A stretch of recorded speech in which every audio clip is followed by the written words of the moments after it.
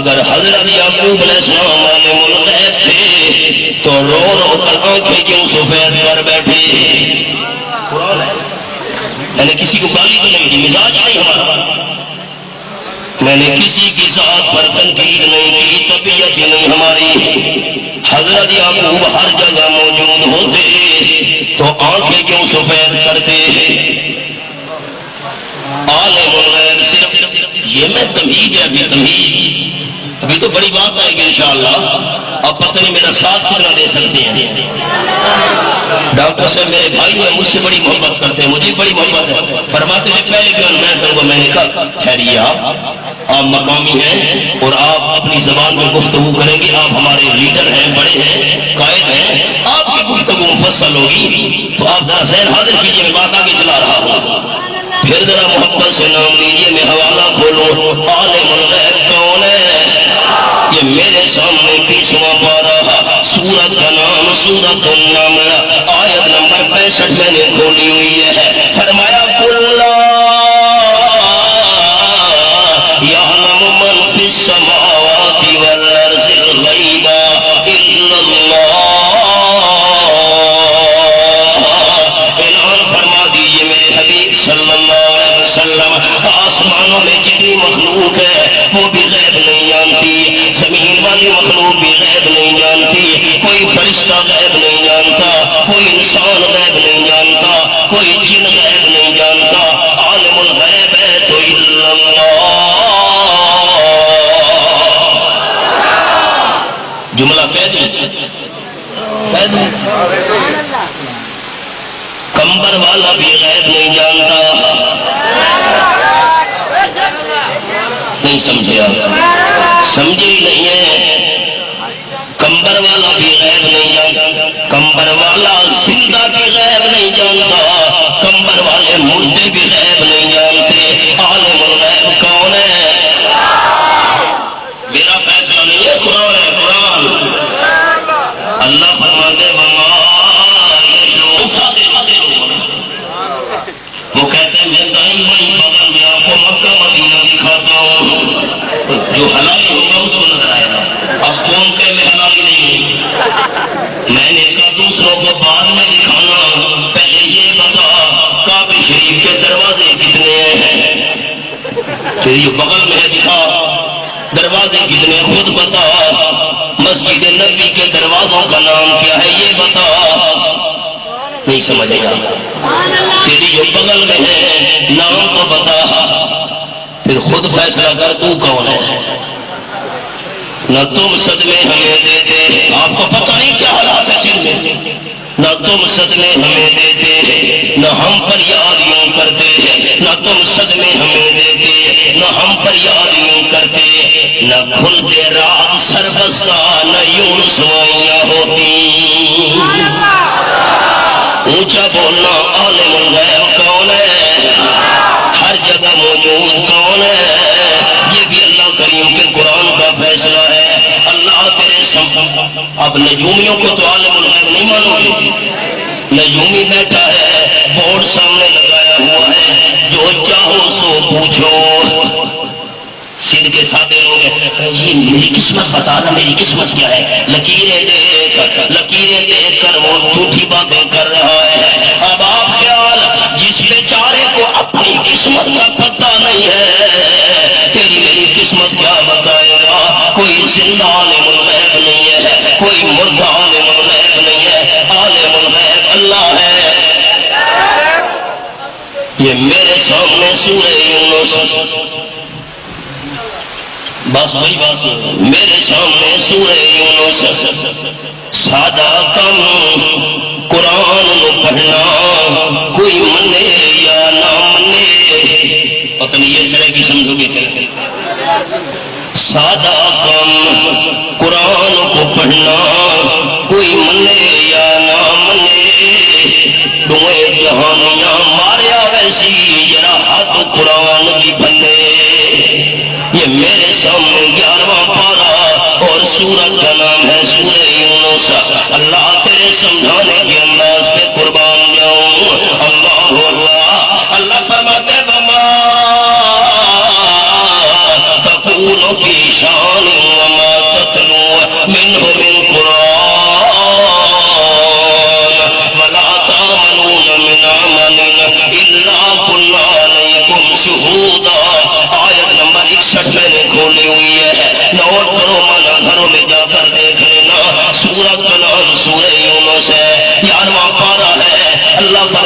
میرے حبیب صلی اللہ علیہ وسلم آپ جس حالت میں ہوتے ہیں، نمبر 2 جس قرآن کی آیت کی تلاوت میں ہوتے ہیں، امت والوں تم بھی سنو، تم جو بھی عمل کر رہے ہوتے ہو، علیکم شہودا، میں اللہ اوپر موجود ہوں، میرے پیغمبر کی جو بھی حالت ہے اللہ اوپر موجود ہے، جو بھی تلاوت ہے اللہ اوپر موجود ہے، تم بھی جو عمل کر رہے ہو اللہ اوپر موجود ہے۔ اب تو اللہ کا نام لینا ہر جگہ موجود کون ہے؟ آگے چلو، میں اصل مسئلے پر آ رہا ہوں، میری بات بھول تو نہیں گئی؟ کتنے گناہ نیکیوں کو کھا جاتے ہیں؟ پہلا گناہ کفر۔ اب دیکھنا، حضرت یعقوب علیہ السلام کی آنکھیں سفید ہو گئی، دو مسئلے حل ہو گئے نا، عالم الغیب بھی اللہ، ہر جگہ موجود بھی اللہ۔ آگے اللہ کریم نے منظر بیان فرمایا، بیٹے کہنے لگے قالوا تاللہ تفتأ تذکر یوسف حتی تکون حرسا او تکون من الحالکین۔ ابا اللہ کی قسم ہمیں تو سمجھ نہیں آ رہی، آپ حضرت یوسف علیہ السلام کو یاد کرتے رہتے ہیں، 40 سال کا عرصہ گزر چکا ہے، ایسا نہ ہو کہ حضرت یوسف کو یاد کرتے کرتے آپ کی جان چلی نہ جائے۔ کیوں یاد کرتے ہو اتنا؟ اب خیال منظر پر حضرت یعقوب علیہ السلام نے فرمایا، بیٹو تمہیں تو کچھ نہیں کہہ رہا، قال انما بسی وحزنی اللہ، میں اپنا درد دل، اپنا غم اللہ کریم کے سامنے پیش کر رہا ہوں، اور مجھے اللہ کی طرف سے وہ بات معلوم ہے جو تمہیں معلوم نہیں ہے۔ میرے بیٹو اب خیال کرنا، میرا موضوع آ گیا ہے، میرا عنوان آ گیا ہے، خیال کرنا بات۔ حضرت یعقوب علیہ السلام نے بیٹوں سے فرمایا، یا بنی اذهبوا فتحسسوا من یوسف واخیہ ولا تیأسوا من روح اللہ۔ اے میرے بیٹو یہاں سے چلے جاؤ، ابا جان ہم نے کہاں جانا ہے؟ رتوں ڈیروں کے غیور مسلمانوں غور کرنا آ رہا ہے، میرا عنوان میں سمجھانا چاہتا ہوں، بیٹو جاؤ یہاں سے، چلو چلو، 40 سال کا عرصہ گزر گیا ہے، حضرت یوسف علیہ السلام کو بھی تلاش کرو، بنیامین کے بارے میں بھی کوشش کرو، اور حضرت یعقوب علیہ السلام کا جملہ سننا، فرماتے ہیں لا تیأسوا من روح اللہ، اللہ کی رحمت سے مایوس نہیں ہونا۔ کیا 40 سال کی مدت گزر گئی ہے، اب آپ کی بات کر رہے ہیں، کہاں حضرت یوسف علیہ السلام اور کہاں 40 سال۔ حضرت یعقوب علیہ السلام نے فرمایا، اللہ کریم کی رحمت سے مایوس نہیں ہونا۔ جب آیا جملہ فرماتے ہیں، انہ لا یئس من روح اللہ الا القوم الکافرون۔ یہ میرے سامنے آیت نمبر 87 کھلی ہوئی ہے، سورۃ یوسف ہے، 13واں پارہ، مانا گھروں میں جا کر دیکھ لینا۔ اللہ کی رحمت سے مایوس نہیں ہونا، اللہ کی رحمت سے مایوس کافر قوم ہوتی ہے، ایماندار اللہ کی رحمت سے مایوس نہیں ہو سکتا۔ اللہ کریم کے قرآن نے مسئلہ سمجھا دیا، 4 گناہ ایسے ہیں جو نیکیوں کو کھا جاتے ہیں۔ پہلا گناہ ہے کفر والا۔ کفر ہوتا کیا ہے؟ اللہ کی رحمت سے نا امید ہونا کفر ہے۔ آپ میرے جج ہیں، دیکھ لو، فیصلہ آپ نے کرنا ہے، میں کیس آپ کی عدالت میں بھیج رہا ہوں۔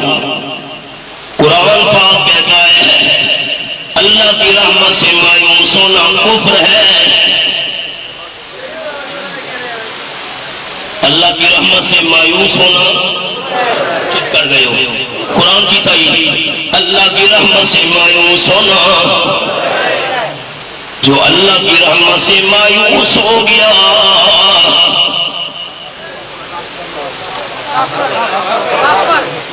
معذرت بھائی میں تو مفتی نہیں ہوں، آپ نے فیصلہ کرنا ہے.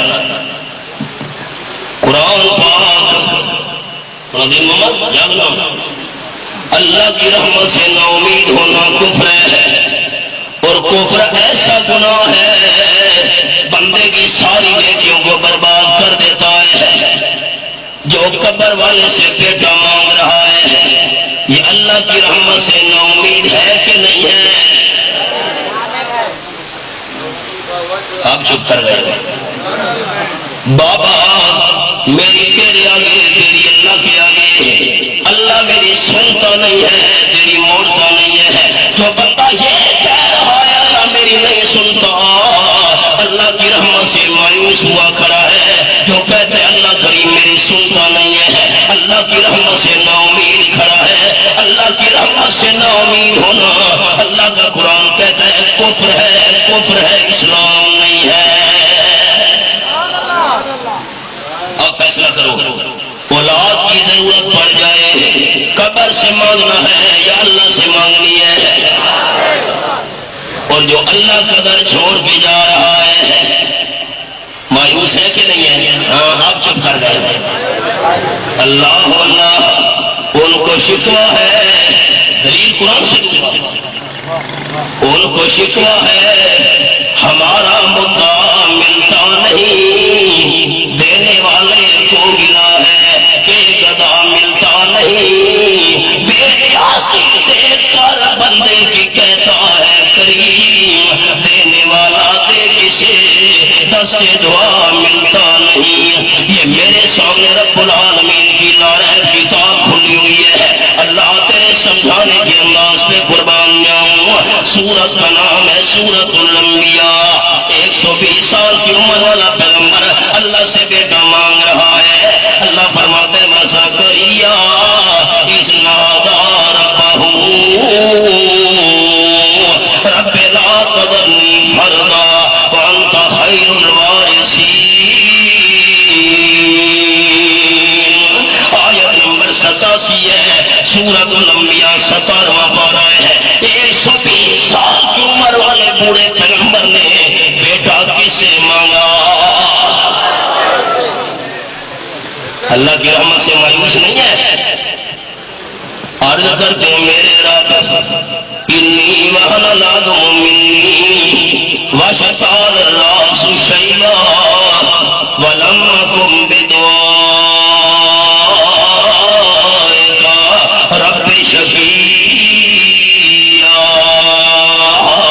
یہ سورت مریم میں نے کھولی ہوئی ہے، آیت نمبر 4 ہے، 16واں پارہ میرے سامنے ہے.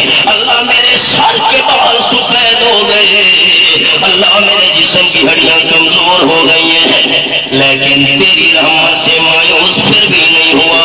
اللہ میری طاقتیں ختم ہو گئی ہیں، اللہ میرے اسباب ختم ہو گئے ہیں، لیکن تو اسباب کا محتاج نہیں ہے. اونچا اللہ کا نام محبت سے لینا. آپ کی رحمت کی دعا کروں گا. حضرت زکریا نے بیٹا کس سے مانگا؟ حضرت زکریا کو کس سے امید ہے؟ اور جو جھنڈے سے مانگ رہا ہے، تھلے سے مانگ رہا ہے، آپ چپ کر لیں. جو شباز قلندر سے مانگ رہا ہے، شباز قلندر کا نام ہے تو ڈر گئے ہو.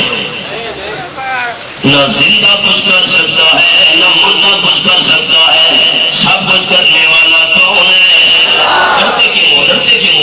شباز قلندر کچھ بھی نہیں کر سکتا، سب کچھ کرنے والا. یہی تو ہماری جمعیت علماء اسلام اور علماء دیوبند کا عقیدہ اور مشن اور پروگرام ہے. کوئی کچھ کرنے والا نہیں، سب کچھ کرنے والا کون ہے؟ اللہ اللہ اسی کے نام پر مر لے اسی کے نام جیتا جا اسی اللہ اسی کے نام پر مر لے اسی کے نام جیتا جا اسی کے نام کی میں ہو تو بھر بھر جان پیتا جا جو چلتے ہیں تو جلنے دو جو ہے توحید کے دشمن جو چلتے ہیں تو جلنے دو جو ہے توحید کے دشمن ندا وحدت کی قرآن سے کلی کوچوں میں دیتا جا وہی آقا وہی مولا وہی مشکل کشا سب کا کون کون کون بس وہی آقا وہی مولا وہی مشکل کشا سب کا وہی گواہوں سے آزم ہے یہی للکار دیتا جا قرآن سن کر ناراض نہیں ہوئے پہلا پہلا آپ نے نکتا کیا سمجھا ہے اللہ کی رحمت سے نا امید ہونا کفر ہے اللہ کی رحمت سے نا امید ہونا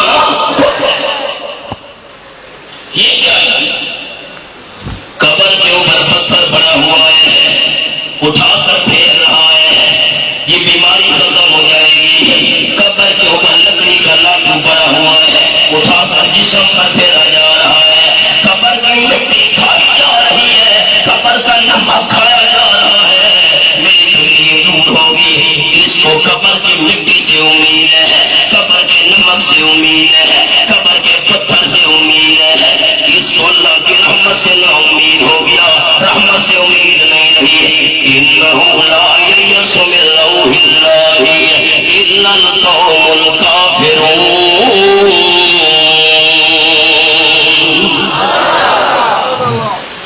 مضمون بھولا تو نہیں کتنے گناہ نیکیوں کو کھا جاتے ہیں پہلا گناہ کفر والا ساری نیکیوں کو کھا جاتا ہے